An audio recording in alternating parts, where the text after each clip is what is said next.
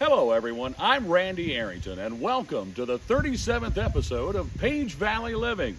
We're here today at Yagers Spring to talk with Luray Councilman Joey Sours about his fourth bid for a seat on the Luray Council.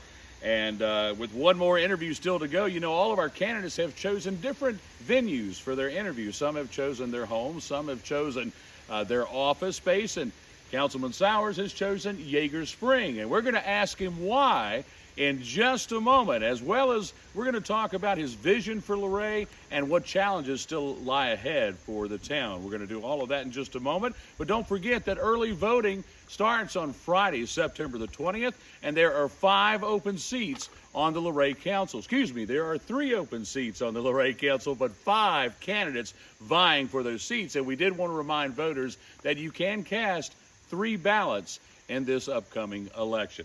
So we're going to talk with Councilman Sours here in conversation today about why he chose Yagers Springs, his vision for the town, and the challenges that still lie ahead in just a moment. But first, let's take a look at this week's headlines.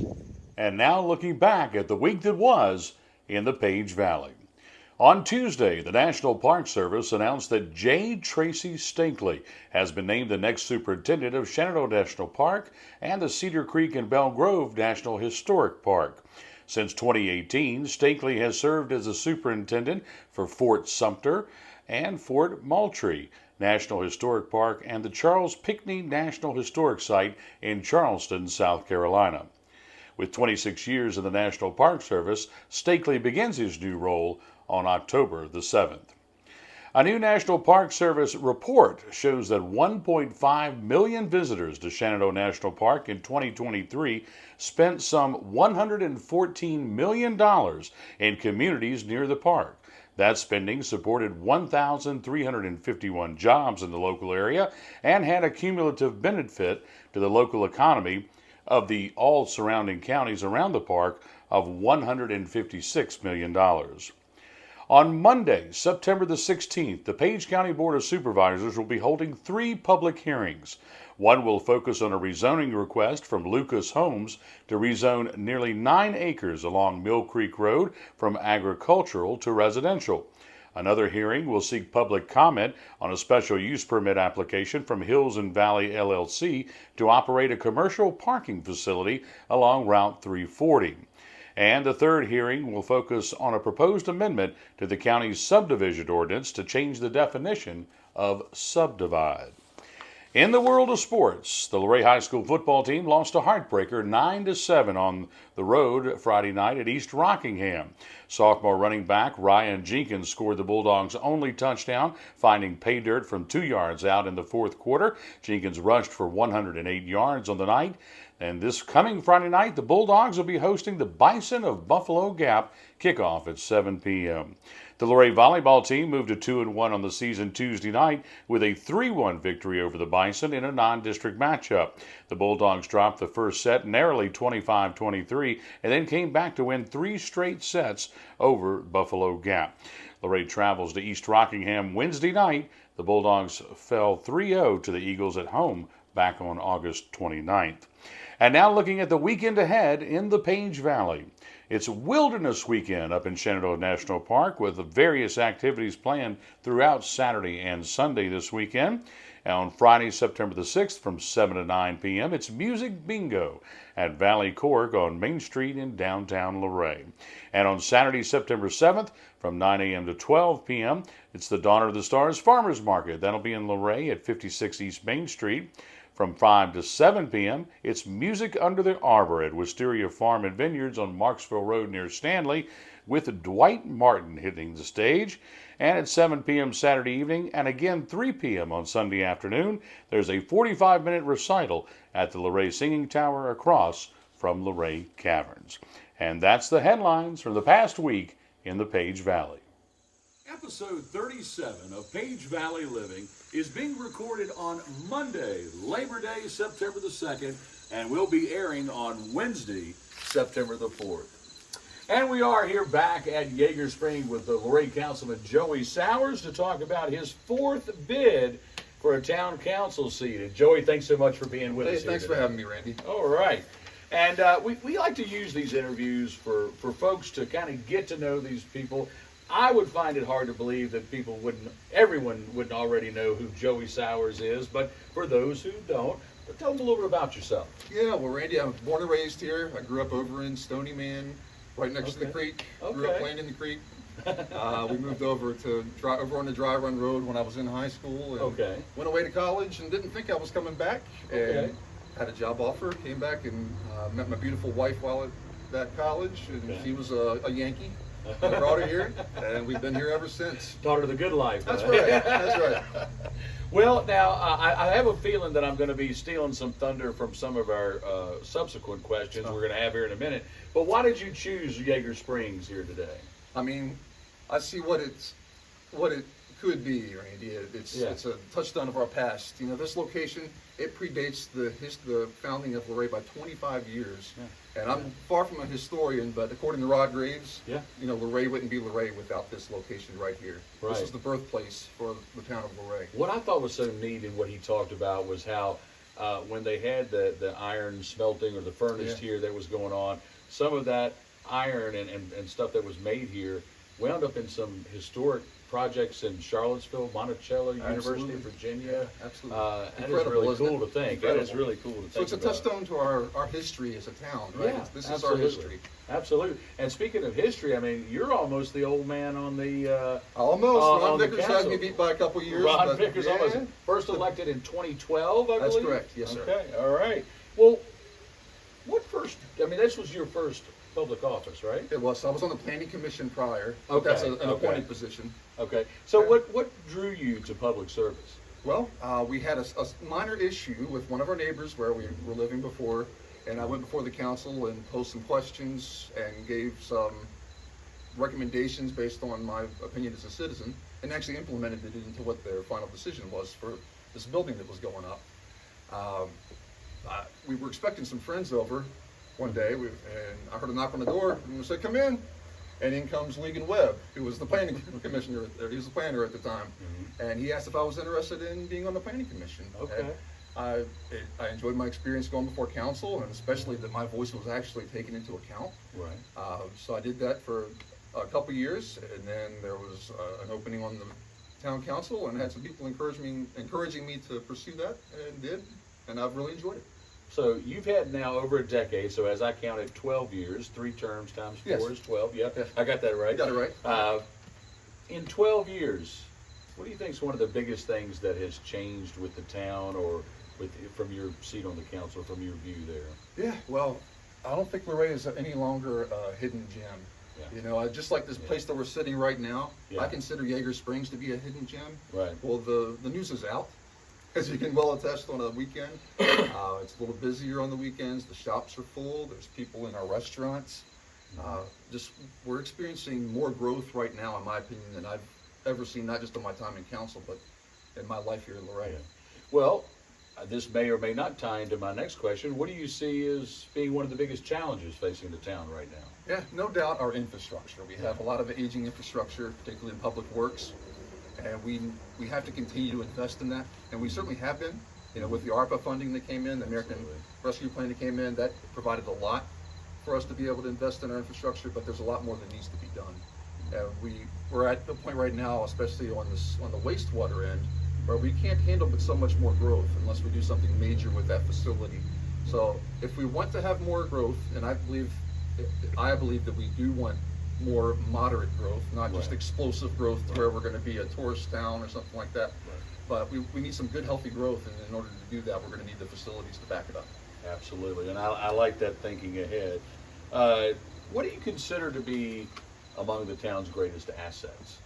Of course, the easy answer is the people, the easygoing nature around here. Everybody, you go out to Walmart and you'll have 18 conversations with people you know. That's right. That's a beautiful thing. You know, you go up into the city and you're really anonymous. You're just another person in a sea of people. But in a place like this, you'll bump into somebody and say, hey, how's your daughter doing? Or hey, you know, how are things going for you? And that's a beautiful thing.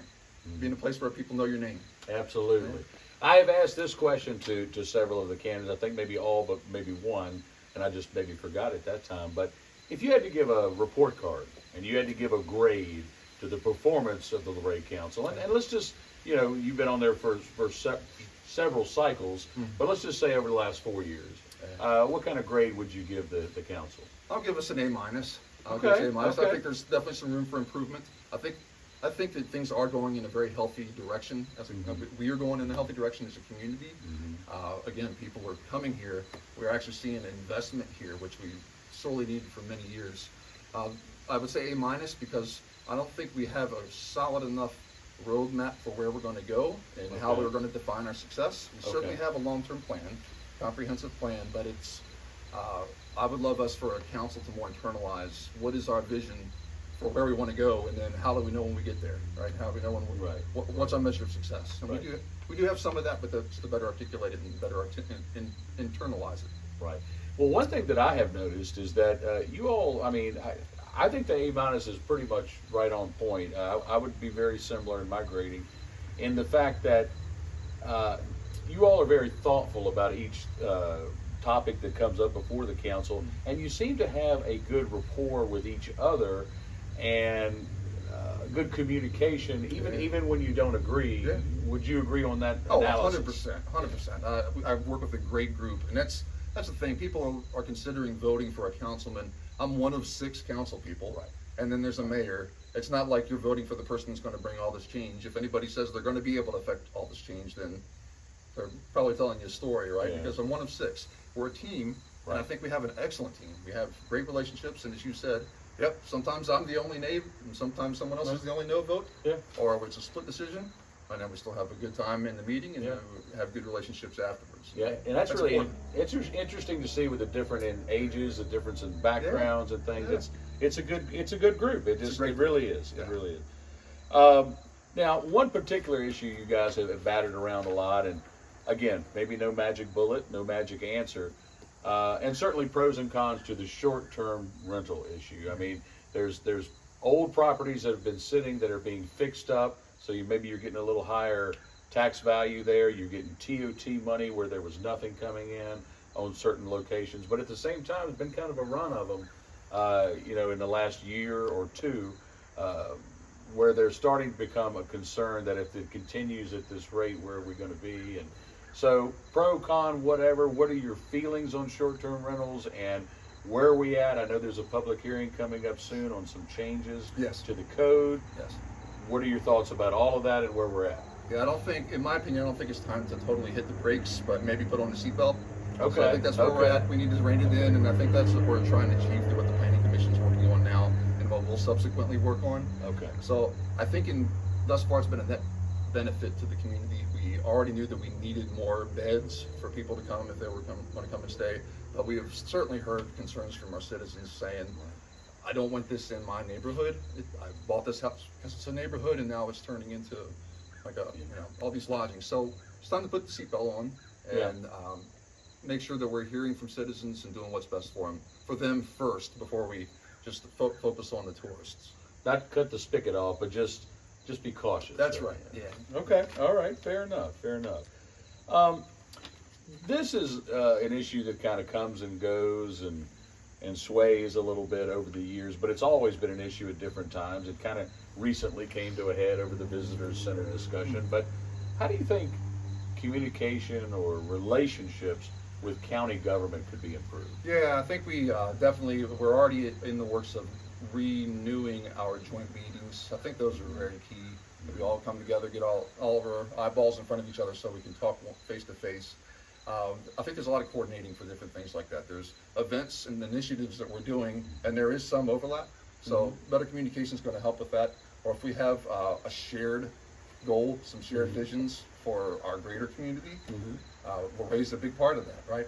We're just like the Page County government, so above Luray. So we need to come together, work together, and a shared vision for what we want to be. And like I said, it's not a new problem. It's ebbed and flowed with different groups, and you always have different members changing, but always something to think about, because it does seem like there's opportunities where the different government agencies could help each other a little bit. Absolutely. In our Q&A that we had on PVN that you recently, I think we published that at the end of last week, I believe, was when yours came up. And I believe, Mr. Spencer's was the last one. So we've actually finished our 5 Q&As with the 5 council candidates on PVN. You can go under the Luray category and go back and reread those and compare notes if you want. And then this afternoon, we're going to be on Monday, as we're filming this, Labor Day, we're going to be posting Stephanie Lillard's for the mayor race, and later in the week, Ron Bickers, and that'll be our last Q&A. And then after Mr. Sours' interview here post, we're going to have one more live interview with Mr. Spencer, Robert Spencer, the last council candidate, and then we're going to have the big debates coming up mid-month or so, maybe later in September. So in that Q&A that I referenced, you stated that creating more jobs is one of the things that you would like to change. How could the town, what are some things the town could do to help encourage or make that happen? Yeah, we need to, again, we need to have the facilities and infrastructure in place to even make it possible. As far as a town, we are limited in some respects to what the actual business, what the industries are doing themselves. They're the ones that are really going to drive the growth. But we can be a place that's easy to work with, easy to get permitting and do all the process. It has the infrastructure in place. And beyond that, I believe that there is room for us to do some outreach to different organizations to show what a great place Luray is to live, right? A great place to work and live. People define quality of life differently. Mm-hmm. I'm one that doesn't define it by having 40 Thai restaurants in a 1 mile radius of my home and an hour and a half commute to go down the road 2 miles, right? That's not how I define quality of life. Now that's great for people that like it, but there's a lot of people that like an area like this where you can, if you enjoy the outdoors, go bike riding, hiking, see some of our beautiful scenery, or walk down our main street. There's a lot, Luray has a lot to offer. Absolutely. And I think the more that we can show the other people that, I think that if we can show them a vision for what quality of life can be in a place like this, that we can attract some of those. Well, if that's something that you would like to change, what is one thing that Luray is doing right and that you believe we should continue to do? Well, there's many things. I think we are already investing in our infrastructure, but I think beyond that, I think we have great park systems. You know, we have so many great activities, and a lot of the reason that I wanted to come meet with you here is because we're looking now through the Hawksbill Foundation and as collectively as a town, looking to extend the Greenway out to this location. Again, just even growing what's already a great aspect of Luray, the Hawksbill Greenway, making it even more spectacular. This is a special place. One cool thing, before I go to the next, I remember the interview we did with Rod Graves, where he said, I don't know if you remember or heard it, when they clean out the wishing well, that this place will bubble up and get a little murky. 2 or 3 days later, it gets murky down here. Yeah, isn't that amazing? Karst topography, right? Okay. Last one before we go to our last section here. So for someone who has never heard of Luray, Virginia, didn't know it existed, never been here, how would you describe it to them? I say Luray is a little town with a lot to offer. You know, we have friendly people, great shops, everything you need, and it's just a great place to work, play, and live. Well said. Very well said. All right. We're going to go into our final section here. Now we're going to play a little game called the 5 W's. All right. I'm going to ask you 5 questions about the who, what, when, where, and why. Are you ready? I'm ready. You're ready. You're always ready, Joey. All right. Here we go. Who? Who do you think, or who do you look to, past or present, local, state, or national, as a public figure, I stress public figure, that you would like to emulate? Now, it does not have to be a politician, but just kind of a public name that people would know. Yeah. Well, they are politicians, I suppose, but I look to Leroy Lancaster, who was, I look at his faithful service to the town, decade after decade, and the thing that most impressed me with Leroy was you could ask him the most random question about a manhole on First Street, why it's located there instead of 10 feet over, and he could give you all the details. Just an encyclopedic memory of all of his years on the town council. That incredible institutional knowledge. So I look to him, and I also look to Jerry Shiro, who just, you know, Shiro, I learned a lot from him. I was more idealistic probably 12 years ago when I started this, and he would say things in a certain way that would reframe my thinking on him, like, and just the wisdom that he can interject with just a simple comment in the council meetings. And he was always just so jovial, just laughing and cracking up in the council. And we're doing some serious business here, but let's be joyful while we're doing it, you know. And he was a great model. Two great choices, because I always thought Mr. Shiro was extremely knowledgeable. Oh, incredibly extremely knowledgeable yeah. about what he was doing. Just so qualified. And old Leroy, he was the guy that never missed a meeting, right? Never missed a meeting, yeah. In That's 40 right. some years? I don't remember how many. It's 30, around 30 40, years, 30, 40 It was almost years? 40. Almost Yeah. 40, yeah. And never missed a Never meeting, missed man. That is admirable. That's old school. That's right that's there. faithfulness. Yeah. That's faithful service. Here we're at the what. What is the most important duty of a town councilman? Well, obviously we need to make sure we keep our budget intact. We're looking. Our money. It's not our money that we're spending. We're spending the citizens' money, so we need to do so wisely. Make wise investments for our community. We need to ensure that when people turn their spigot on, that water comes out, and when they flush their toilets, it goes down. Right. Those are the very basic services, and those are ultimately the most fundamental things that we can do. And of course, the protection of our citizens through our police force. Very good, very good. When, and we're looking for a moment, a memory, or an observation, when were you the most proud to be a resident of Luray?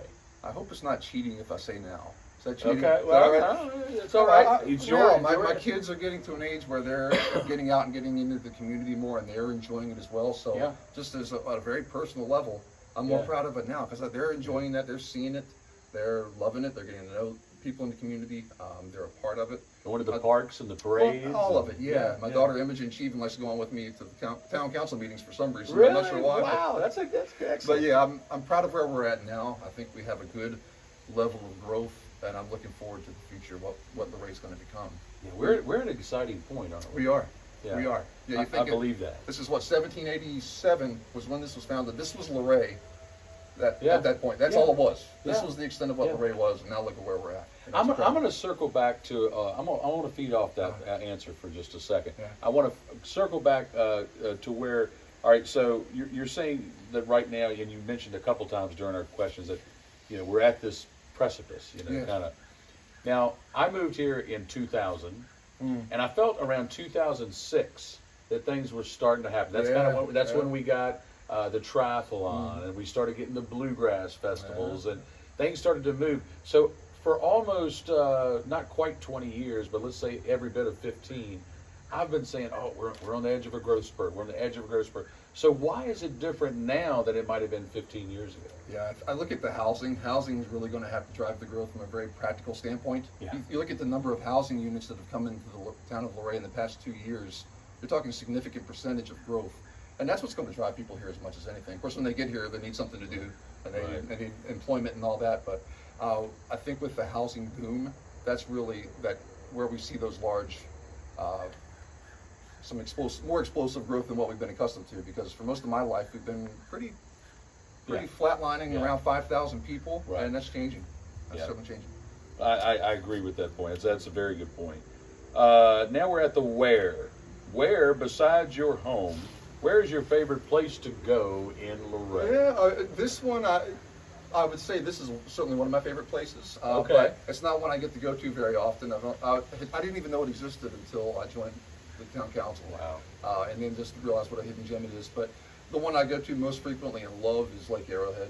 Love going out there with the kids. Of course, I have young kids who go down to the beach, or we go fishing, do a little hiking, and having a birthday party for my daughter and son there pretty soon.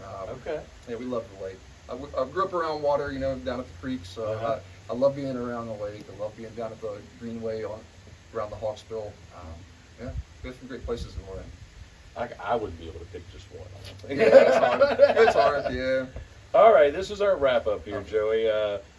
This is our why. And it's going to be your last pitch to the people, so I want you to tell the folks out there why this fall that Luray voters should cast a ballot for Joey Sours to serve on the Luray Council. Thank you, Randy. I've served faithfully our community for the past 3 terms, and I'd love to serve a 4th term. If you're happy with the direction and the trajectory of the town of Luray, I feel like I've been a beneficial part of that, and I would love your vote this November. Thank you very much. All Thank you, right, Randy. short and sweet. Very Short and good. Well, we want to say thanks to Joey Thank you. Sours for being with us today. And Joey, regardless of how the election goes, I want to thank you for all that you have done for the town of Luray. and even if you're not on council, what you will continue to do for the Lounge. Thank you, So Rick. thank you very much. Thank you. We also want to say thanks to Eleanor Arrington for all of her work behind the camera today and in the editing room as well. If you enjoyed today's show, make sure you hit that like button. Subscribe to our YouTube channel at Page Valley News. Just hit that search button on YouTube and go to Page Valley News. And if you like the video as well, share these videos with a friend as well. And as always, make sure you help out and go visit our furry friends down at the Page County Animal Shelter and help them find a forever home. Until next week, I'm Randy Arrington saying, enjoy that Page Valley living.